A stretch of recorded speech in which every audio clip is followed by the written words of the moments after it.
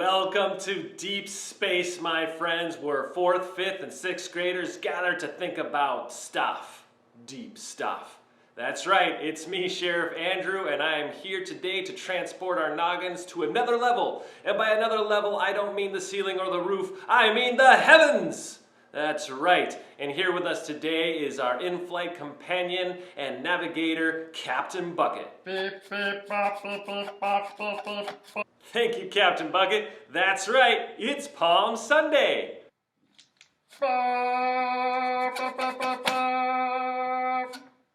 Now, Captain Bucket, please take us into orbit so we can take a look at today's lesson. Here we go!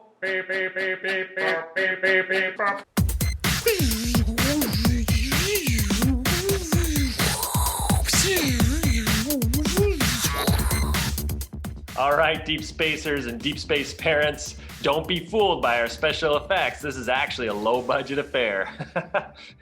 Yeah, it is. All right, so what's going to happen is during this lesson, there are actually some opportunities for you to engage and have conversation with each other. So every time you see this symbol, go ahead and pause and talk amongst yourselves. Okay, there you have it. And if nobody's with you right now and you're on your own, it's okay to talk to yourself. I do that quite often myself. Carrying on. Today, we are going to be talking about something called the Palm Sunday. So why don't you talk to the person who's around you and have a conversation about Palm Sunday. What do you know about Palm Sunday? What is Palm Sunday? Talk to somebody around you. Don't forget to pause the video. Great job. Now, if your dad or somebody who's kind of a jokester said Palm Sunday is all about high-fiving people, you really need to talk to them about social distancing because it's not actually about that. It's actually about celebrating. And maybe you said something about celebrating Jesus and celebrating the King of Kings. And you can wave your hands in the air like you just don't care if that was the answer you gave because you are right. Today, we get to talk about what it means to celebrate Jesus and how people were celebrating him a long time ago. But before we get to that, let's have a moment of historical context and talk about what was happening back in Jesus' time. Back in Jesus' time, what was going on was the Roman Empire. The Roman Empire had taken over. They were conquering hard and strong in an effort to take the whole known world and Romanize it, make it just like them. And this was kind of a problem for Jews living in Judea because Jews living in Judea loved and believed in God. And the Romans, on the other hand, believed in many gods, or sometimes no gods, or they believed in the cult of the Caesar, which meant that they thought that Caesar was God. Well, that did not bode well with the Jewish people. Some resisted violently, some resisted peacefully, but everybody agreed they wanted the Romans gone. Once and for all, kaput, away, leave us alone, dear Romans. And in fact, all Jews would read the Old Testament, or their holy scriptures, what we now call the Old Testament, and they would hear about somebody who might come and rescue them. And this somebody was known as an anointed one or a Messiah. And this anointed one, Messiah, was going to come and was going to save them. But here's the deal. People weren't really sure what exactly this Messiah or anointed one was going to look like. There were a bunch of options depending on where you started reading and what you read first. So we're just going to cover 3 of those possible options right here. Option number 1 was the warrior hero. The Messiah, the anointed one, would come with sword in hand, and he would lead the Jews and God's chosen people in a glorious, bloody, and of course, victorious revolt against their oppressors. In other words, the Romans. And maybe they'd have a shield, maybe they'd have super green powers and wavy things to, I don't know. There you have it. And we know some modern warrior heroes. In fact, we really venerate and think importantly of some of our historical figures here in the United States. For example, this guy, George Washington, he, of course, led a revolution against the great land of England. And where did they hear about this though? Where did the warrior hero idea come from? Well, that came from Isaiah 62:11. The Lord has sent this message to every land. Tell the people of Israel, look, your Savior is coming. See, he brings his reward with him as he comes.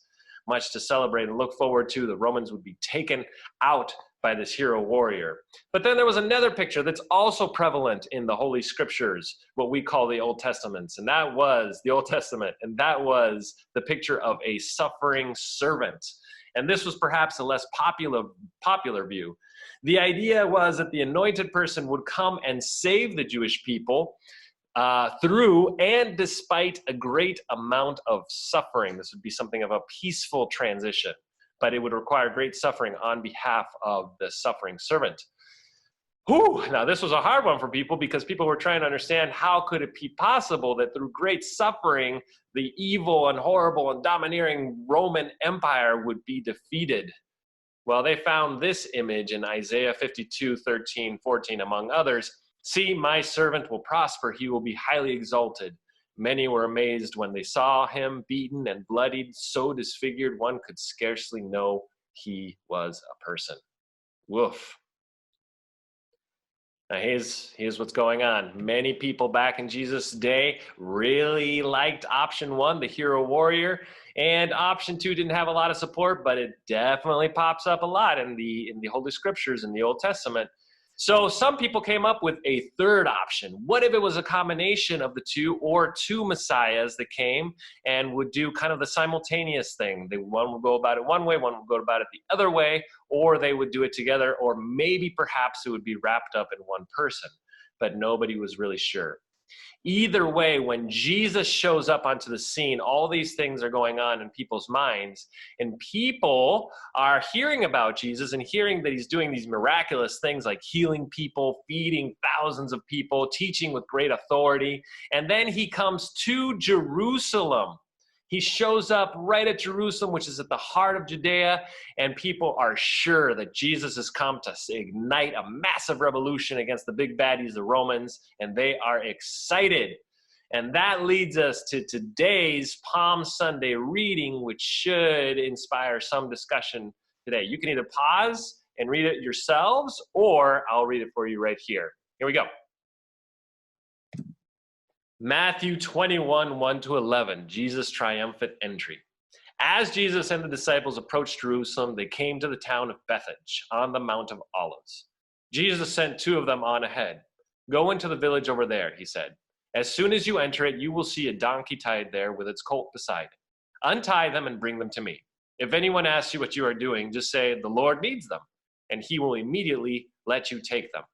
This took place to fulfill the prophecy that said, remember the prophecies, the things that are happening in the Old Testament or in the Holy Scriptures of the Jewish people? Tell the people of Jerusalem, look, your king is coming to you. He is humble, riding on a donkey's colt. The two disciples did as Jesus commanded. They brought the donkey and the colt to him and threw their garments over the colt, and he sat on it. Most of the crowd spread their garments on the road ahead of him, and others cut branches from the trees and spread them on the road. And Jesus was in the center of the procession, and the people all around him were shouting, praise God for the Son of David. Blessings on the one who comes in the name of the Lord. Praise God in the highest heaven. And the entire city of Jerusalem was in an uproar as he entered. Who is this? They asked. And the crowds replied, it's Jesus, the prophet from Nazareth in Galilee. Wow. Pretty awesome. So go ahead and take a moment and talk with somebody around you right now. Here's your opportunity, and pause the video now. I don't know why I freeze. There's no point for me pausing. You can just pause it. Just push the button and pause it. I don't need to go like this. But I feel like I have to. I'm learning, people. I'm learning. All right. So there it is. There's the story. The first Palm Sunday. Now, with everyone gathered to celebrate the triumphal entry of the anointed hero, that was what was happening on Palm Sunday. A hero they were sure had come to put some Romans in their place, kick them out, fight a mighty, mighty battle. They were sure that this was going to happen, and they received this hero with so much hullabaloo and celebration. Just so you know, the colt, the young donkey that Jesus rode in, sounds a little weird to us because usually when we think of a victorious king coming into a city to take over, we think horses or uh, dragons or just crazy large mythical creatures. But no, for people of Jerusalem, it was very common. It was tradition for a king to enter into Jerusalem on a colt, riding on a donkey. So actually, Jesus was not saying he wasn't king. Jesus, by deciding to come in on a donkey, riding on a colt, was essentially saying, yes, ladies and gentlemen, the king has arrived. The king is here. And of course, everyone was thinking the hero warrior option one was here. The Jesus, this guy that we've heard of who can do amazing miracles, is a great teacher, can feed thousands of people, had now come and he's going to fight the nasty Romans. Here it is. Jesus has come. Option one, the hero warrior has arrived. But as you know, 1 week later, Jesus was turned into the Romans and abandoned by the very people who celebrated him when he arrived. It turns out that people started to notice that option one it didn't seem like it was really going to happen with Jesus. So they started thinking that maybe it could be option two, but the reality is not a lot of people really liked option two. A lot more people liked option one. And so Jesus was betrayed. He was turned into the Romans and everything seemed to go downhill very quickly. All but a couple people stayed with Jesus throughout this. And of course, it was the women, his women disciples, as well as his mom. Everybody else got away as quickly as possible, or most everybody else. So what exactly went wrong?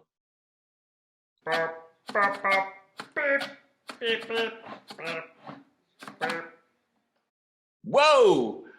Whew. That's crazy. Time flies when you're hanging out free from Earth's rotation and gravity. Apparently time goes faster. It's time to head back to Earth. So Captain Bucket, why don't you go ahead and take us back? Here we go.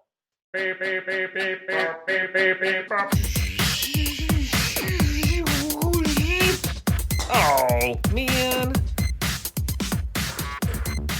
Whoa, Captain Bucket, take it easy on the landing next time. Sure you did. Hey friends, now that we're back on Earth, it's time to consider some application of the stuff that we learned today. How can we take what we learned to a deeper level? Now take a moment and talk about it with your friends and family or whoever may be with you in the room.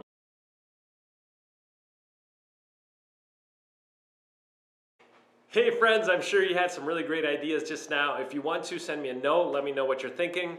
Parents, you can also send me a video. I'd love to put some of those videos up here so that our friends can see what we're all thinking and we can keep connecting with each other as much as possible. Now for myself, this story really makes me think about what it means to be a king or what type of king I'd like to follow. See, the crowds in Jerusalem, they were so excited about Jesus. And to some degree, they were excited about what Jesus had done. But mostly they were excited about what Jesus was going to do. On the horizon for the crowds of Jerusalem, there was a giant revolt, a war, a great battle, a revolution. And Jesus, they were expecting, would be like all other kings, and he would come sword in hand and he would take over the world and dominate everybody in the name of their kingdom or their idea of a kingdom. But Jesus, who I do believe was a king, totally upset our understanding of what it means to be a king and did things completely upside down. Jesus healed the sick, he fed the hungry, he washed the feet of his friends, he hung out with people who despised him, and he even told his friends to love their enemies, which is absolutely crazy and different and upside down from all the other kings that are determined to fight and win battles and be as aggressive and violent with each other as possible. So to love Jesus is to love a kingdom and a king that is very different from what we're used to. So Deep Spacers, think about this. What kingdom are you serving? What type of king are you celebrating? Are you celebrating one that is like all the other kings, who's interested in power and control and dominating?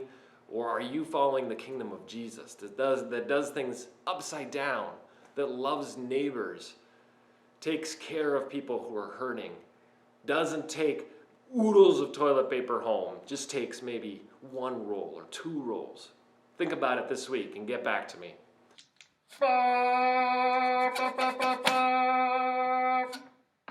That's it, my friends. See you next week. Next week we will be talking all about Easter. That's right, Easter. Please make sure and drop me a note if there's anything that I can pray for you for. Be gentle with yourselves. You've never been through something like this before. Be gentle with your parents. They've never been through anything like this before. We have to be kind to each other as much as possible. And also, parents, remember, I am always willing to visit you virtually through Zoom or give you a call. If you want me to talk to your kids, if you want me to talk to you, I can't promise I can fix anything, but it's always nice to connect with you and hear how you're doing. So let me know. And until next week, remember, set your mind on things above. Signing out, Sheriff Andrew. Do I go this? I'll go.